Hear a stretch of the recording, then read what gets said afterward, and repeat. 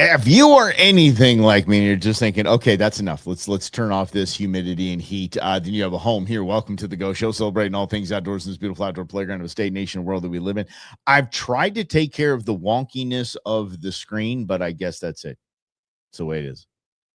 I don't know. And even when I looked at the playback from Monday, it seemed a little wonky. It seemed a little off.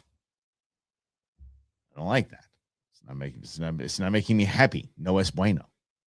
Es no bueno. No es bueno. Whatever. I don't speak Spanish. Thanks for hanging out. This is an interesting concept that I came across the other day. It was a really deep article. And if you're from the outdoor world and you have read the outdoor mags and the online articles, you'll know that they're just never ending. And I mean never ending. Good Lord. Very descriptive. Okay. Paints a nice picture in your mind. You're very clear in the details because the details are all there.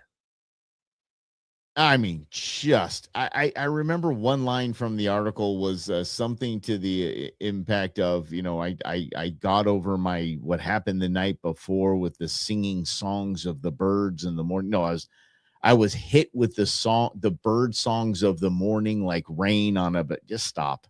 Dude, tell me the story. Crying out loud. But it was a deep story and it was cool. It's very poignant as a dad. So I wanted to talk about that. And by the way, if you're doing any of this, posting a recipe online or sending a recipe to a friend, get out of the current nonsense of recipes online. This is a family favorite. My husband loves it when I just give me the damn recipe. I saw the picture. That's what I want to make. I saw the ingredients, got them. Give me the ingredients, time, temp, done. Process, I'm good. I'll even guess on some of the process, but I don't know. It's a family favorite. My son, when he comes home from college, not why I clicked on this. And it's not a video. It's not like you're getting credit for time. Dude, I'm reading this article and I'm like, come on. There's one site. I don't know which one it is. There's one site that just says skip to the recipe. Has a link right there. Boom. Thank you. Crying out loud. My aunt made this. My great aunt made this before she died. God rest her soul. She was a seamstress and just tell me how to make the meatloaf. Same with this. The headline is something that I wanted to say. The headline, ready for this? This was the headline. I missed my father's funeral to take my daughter on the paddle trip of a lifetime. That's rad. And those of you that are clutching your pearls right now and say, wow, when you missed your father's funeral to go on a rafting trip. Oh, yeah. We about to have some words. This, so to give you a example of what this is. Let me see if I can find that. In the morning. Here it is. Here, this is it. This is how, just so you know how, and this is all outdoor articles that share stories. This is how it is. In the morning, pre-dawn birds interrupted my preoccupation with last night's news. I finished my first sip of coffee by 5, sleep deprived. My hand shook as I sealed our dry bags. Come on. Got up the next morning, filled the dry bags up. Good gravy. First sip of coffee. Come on. Spare me that kind of stuff.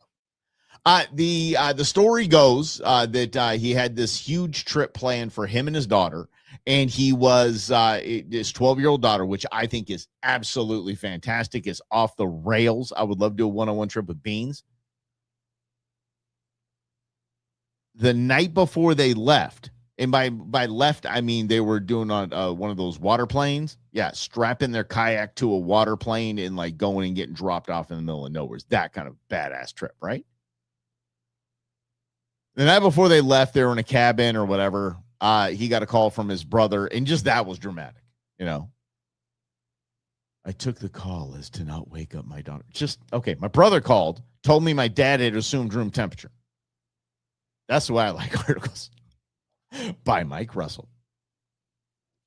Yeah, okay, so his dad died. Terrible, horrible. You know, he was like, why, how, what the hell? So it was kind of surprising.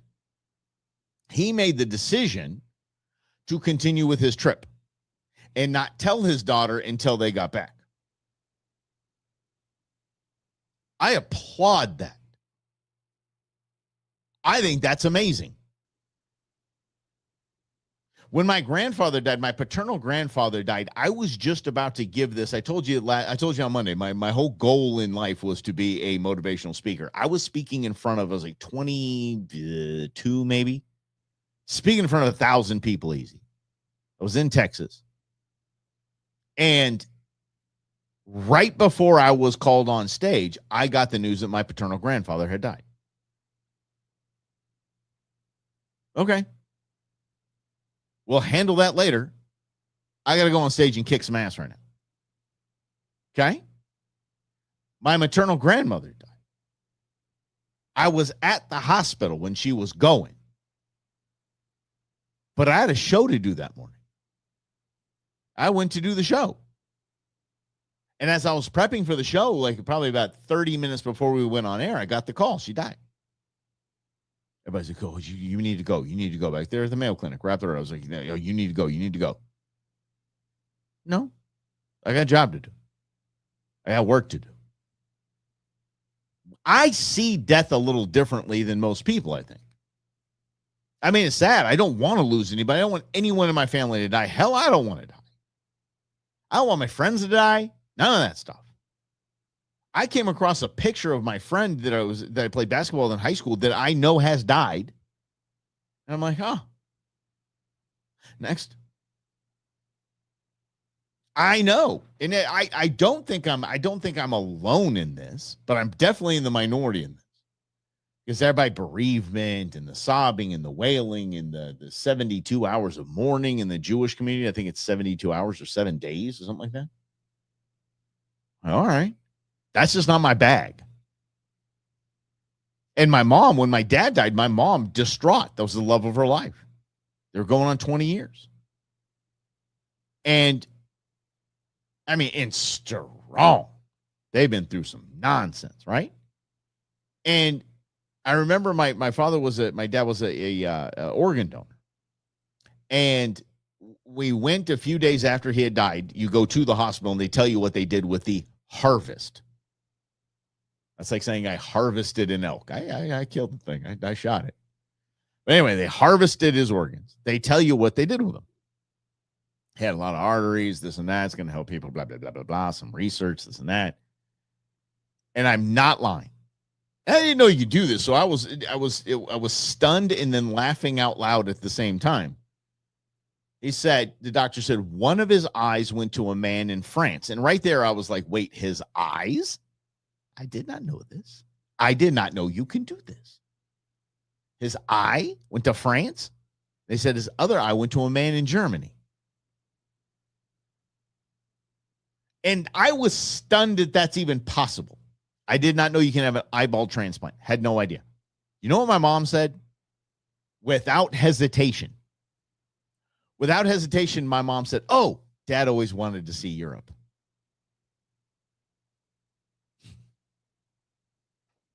That's how we do it. And I guess maybe I just didn't deal with death a lot as a kid. So, I mean, when my grandfather died, they said, Michael, we want you to do they all call me by my government name. Michael, we want you to do the eulogy at your grandfather's funeral. I had to ask what a eulogy was. What's that? No idea what a eulogy is. I nailed it too. Woo! Told you I wanted to be a motivational speaker. Boy, I had him laughing, crying. When I was baptized, I had to give a little speech. They ask you questions while you're in the hot tub there in front of the big old mega church thing. They speechify. Dude, I had him laughing, I had him crying. Yeah. Anyway, back to this article. So the man decides, I'm just going to go on the trip. I'm going to miss my father's funeral. This is more important. Amen, brother. Amen. That bond that you create with your 12-year-old daughter on that trip, and the article is it's War and Peace. It's just, oh. If my last name was Peace, I'd name my kid Warren, just to War and Peace.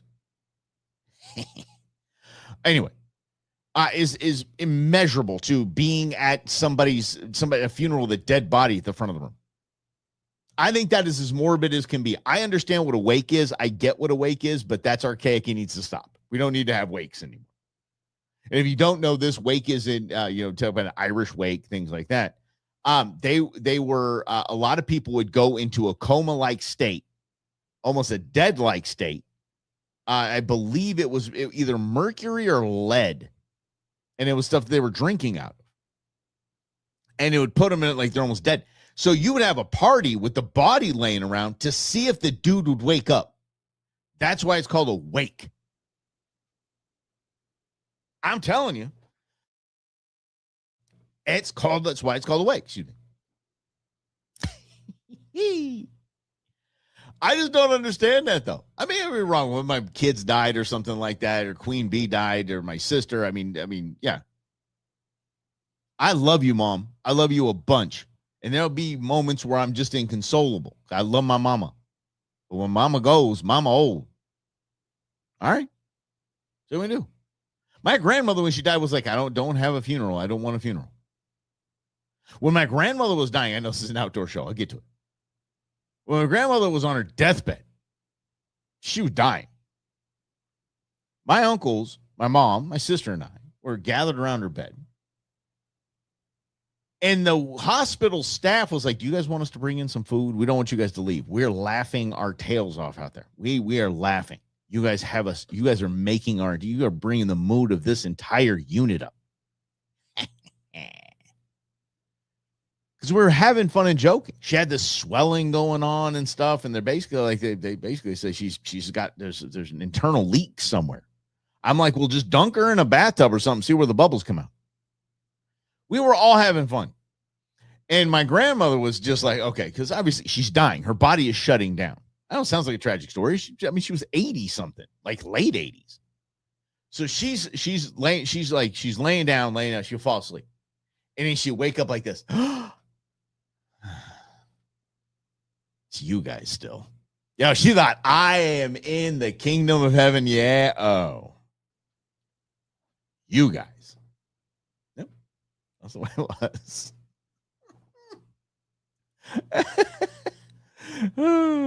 Yeah. I mean, I hope I get to go that peacefully. I do. Yeah. Anyway.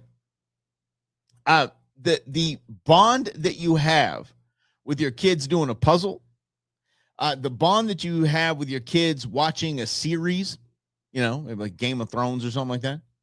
And I'm saying that because the House of the Dragon is on right now. Love that show. Love it. Yeah, judge me.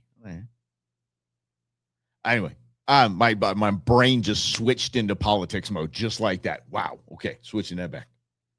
The bond that you have with your kids cooking, the bond that you have with your kids throwing a party, the bond that you have with your kids going to dinner is nothing. And I mean nothing like the bond you're going to get with your kid in the outdoors, period. End of story, full stop. There's no way you will be able to bond with your child more and more significantly and stronger than you can in the outdoors. You can't talk me off of that. There's no way, because there is no evidence available. None. Maybe maybe like a trauma thing, like maybe you guys run into a house together and save, some puppies or something like that. All right. The outdoors. But I'm looking, there's a picture right now that just popped up on my Amazon device over here. It's intern Nude. He's sitting in a chair right by the truck, right by the Falcon, and we're dove hunting. I remember that day. There's absolutely nothing better. And there's a picture of me and Beans right there. We got our shotguns. We're out dove hunting. Nothing stronger. And as a dad of a boy, a young man, an adult now, you got to lean on that. You have to lean on your bonds, because there is a natural order of things where the young male wants to become an alpha and will test you. or he will retreat where he can be an alpha. This is the natural order of things. It is very true. If he's tested me, and he's testing me in ways, it's not physical, so we're not going to blows. But I'll tell you what, Dad's undefeated. Dad's the alpha in this joint. I'm in charge. What I say goes. But my son will challenge you. We lean on the experiences and the bond we've had in doing the things that we have done, the vast majority of which have been in the outdoors, to keep our bond tight. And we've gone through the divorce of me and his mom, the separation of homes, the introduction of Queen Bee in the tribe, and the blending that has happened and is still happening and will continue to happen probably forever. We have to lean back on those outdoor bonds. So if you have kids that have kids, I want you to share this message with them. Okay? If you have kids and still want that, you can still get that. 100% you can get that. And again, I applaud this guy for skipping his dad's funeral and taking his 12-year-old on a week-long trip of a lifetime. 2 weeks it was lengthy. You would think it was a year and a half with how long the damn article was. But you can do it. You can still do it. If you got a son, go. If you got a daughter, whatever it is, doesn't matter. Got a kid that's in their 20s, 30s. Grab them and go on a deep sea fishing trip. 2 nights. Save up and just do it. Just the 2 of you, 3 of you, whatever it is. Because not only does that bond protect you and shelter and cover your relationship during trying times like, oh, I'm a man now kind of business, right? It does the same when you are old. When you see your end and they see you seeing your end, these bonds that you have cultivated and developed in the outdoors, and I'm telling you, there's nothing stronger, in the outdoors is going to pay dividends. Because as we've said on this show for years and years and years and years, fun is hard work. The fun and the bonding is hard work. Don't get me wrong. As much as there's me and Nuge hunting, and he's like 8. He's got like teeth missing. Yeah. That saved our tuchus during this time. It has. Again, we've had a life challenge, a huge life challenge.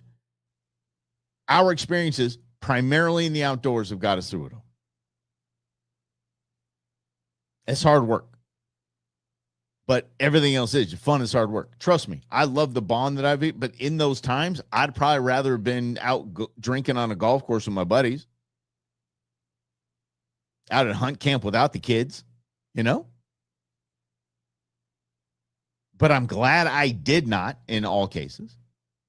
And I'm glad I made sure I had that bond. So again, applaud the dude for doing what he's doing there. Here's the deal. It's not hard. This isn't hard. I will tell you this. Say you got a kid in high school, right? That's the hardest time. That's the hardest time. Food always works. Period. End of story. Food always works. Son, daughter. Here's the deal. I was watching this show called The Go Show. They gave me a good idea. Here it is.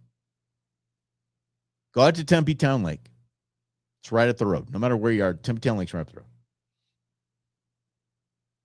There's fast food places around there. Grab some food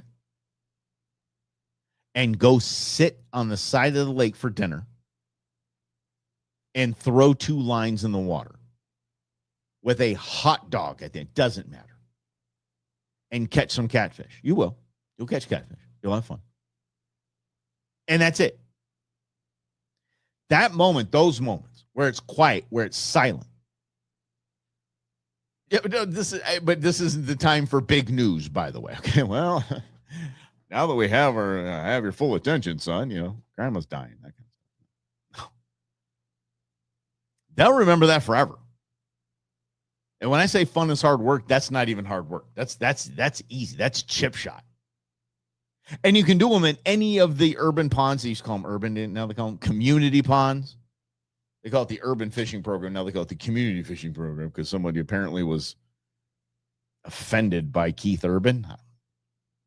Anyway, you can go there, do the same thing. Grab a hot dog, throw it at the bottom of the lake, and just let it sit. Just let it sit. You're fine. And that time, that quiet time, the couple laughs, couple fish caught, couple tangles, couple this and that, will carry you for a long time. Excuse Boone. Boone's very excited about something. Shut up. I know exactly what it is, too. Amazon. And Amazon brought us food. So he's like probably sniffing through the door. Good grief almighty. You have to feed these things? Ugh. That dog is hard work. We've bonded over the dog because I got an outdoor dog.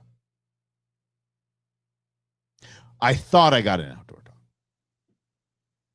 If you don't know the story, Boone was advertised as a lab Catahoula mix.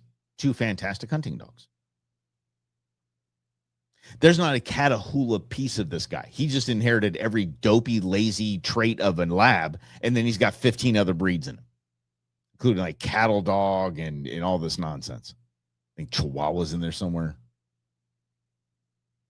Boone's parents are hoeing out. Definitely hoeing out. But anyway, like I said, grab a rod and reel. And by the way, if you don't have one, you can go to, what is it now? Is it Bass Pro or Cabela's? Bass Pro? Or you go to Sportsman's, get a full setup for like $30.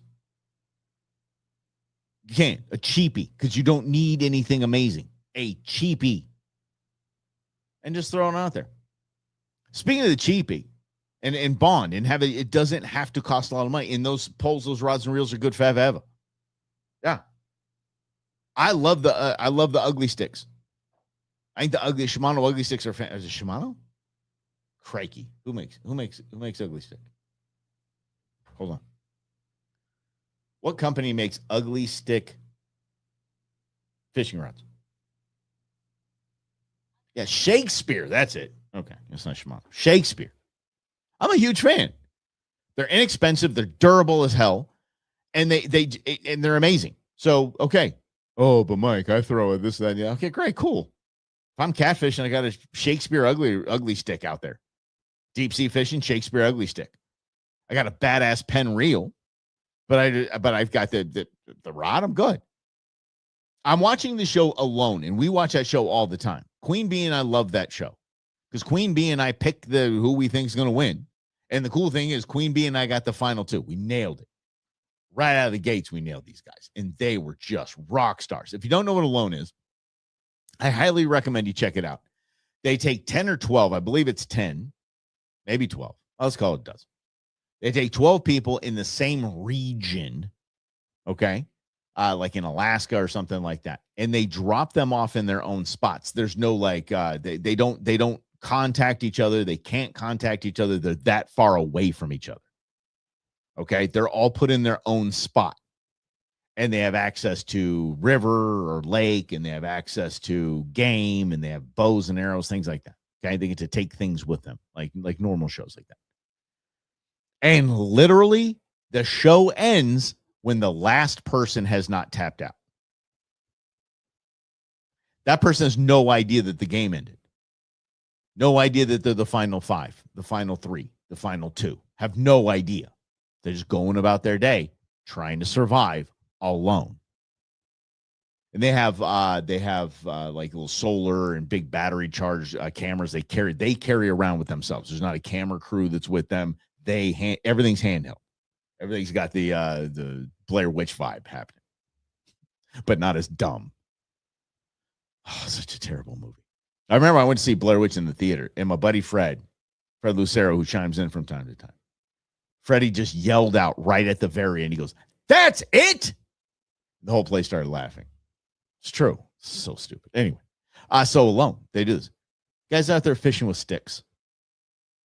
They're making their own rods and reels and catching 20-pound pike. They're out there with just they put a piece of string on a piece of wood and drop it in a hole for ice fishing and pull out giant pike. You don't need to break the bank to go have an adventure with your kids or your grandkids or your niece and nephew. Being an uncle's cool, man. Being an uncle is probably one of the coolest parts of my life for sure. Being unc, oh, hell yeah. Anyway, you don't have to do that. Cheapy rods and reels, Walmart, whatever. Hot dogs, bar S hot dogs with a $2.50 a pack. And just get out there with some folding chairs or a blanket. You don't even have to have folding, Mike. I don't have folding chairs. You got a blanket somewhere. That's going to be your new fishing blanket. Boom. Put it out there. Y'all sit on it.